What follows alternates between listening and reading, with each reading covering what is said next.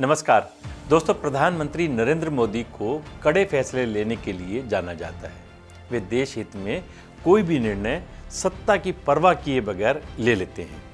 2014 में बीजेपी की सरकार बनने के बाद से राम मंदिर, ट्रिपल तलाक और धारा 370 जैसे बड़े फैसले उन्होंने लिए।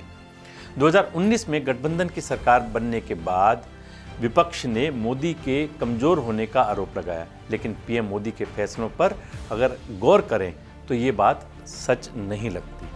कुछ दिन पहले दिल्ली में जस्टिस यशवंत वर्मा के घर पर कथित तौर पर नोट मिलने का मामला सुर्खियों में आया है। पीएम मोदी वर्षों से लंबित और जनता की एक बड़ी डिमांड पूरी करने के लिए कमर कस चुके हैं।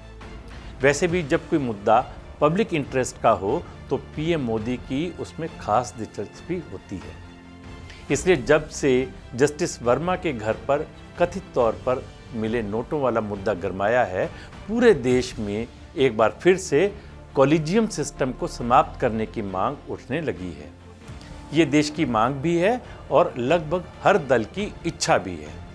इस विषय में आगे बढ़ें उससे पहले जान लेते हैं कि ये कॉलेजियम सिस्टम होता क्या है। ये जजों की नियुक्ति और ट्रांसफ़र की एक प्रणाली है जो संसद के किसी अधिनियम या संविधान के प्रावधान द्वारा स्थापित ना होकर सुप्रीम कोर्ट के निर्णयों से विकसित हुई है।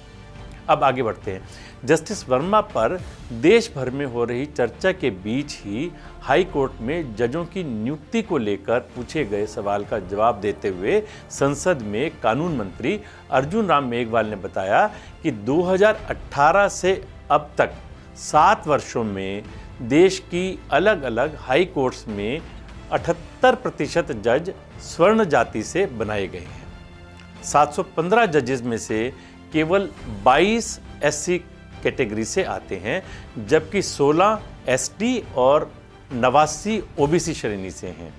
37 अल्पसंख्यकों को भी जज बनाया गया। जुडिशरी पर आरोप लगता है कि जजों की नियुक्ति में देश के कमजोर वर्गों का प्रतिनिधित्व देने में कोताही की गई है। साल 2020 में आई एक रिपोर्ट में कहा गया कि सुप्रीम कोर्ट में 33% जज और हाई कोर्ट के 50% जज ऐसे हैं जो किसी न किसी जज के परिवार से आते हैं।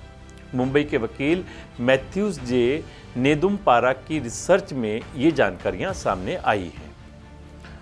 उन्होंने ये रिपोर्ट सुप्रीम कोर्ट की 5 जजेस की संवैधानिक पीठ को सौंपी थी।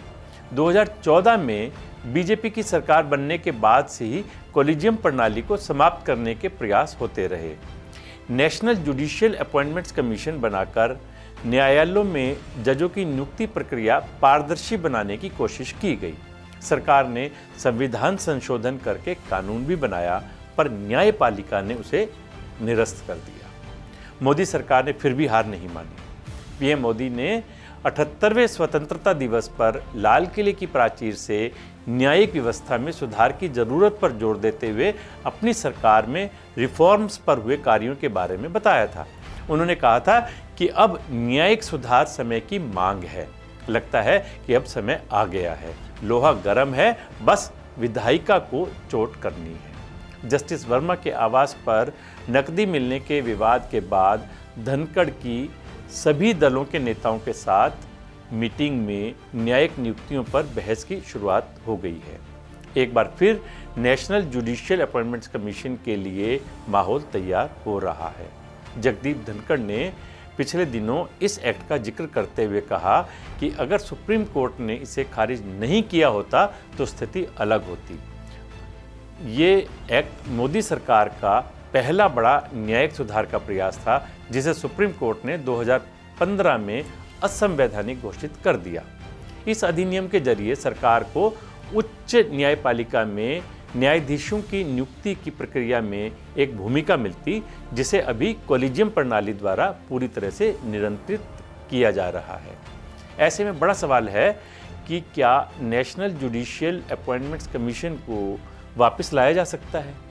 इसके पहले कांग्रेस अध्यक्ष खड़गे से भी धनखड़ ने इसी संबंध में मीटिंग की थी। क्या अभी संसद से इसे पास कराना आसान होगा? अगस्त 2014 में संसद से पारित संविधान का 99वां संशोधन अधिनियम और राष्ट्रीय न्यायिक नियुक्ति आयोग अधिनियम को मिले समर्थन को देखें तो ऐसा लगता है कि सरकार अगर चाह ले तो इसे पास करा सकती है। 2014 में लोकसभा में 367 सांसदों ने इसके पक्ष में मतदान किया था, किसी ने विरोध नहीं किया। राज्यसभा में 179 सांसदों ने समर्थन किया, जबकि AIADMK के 37 सांसदों ने मतदान में भाग नहीं लिया था। केवल राम जेठमलानी ऐसे राज्यसभा सांसद थे जिन्होंने इसका विरोध किया था।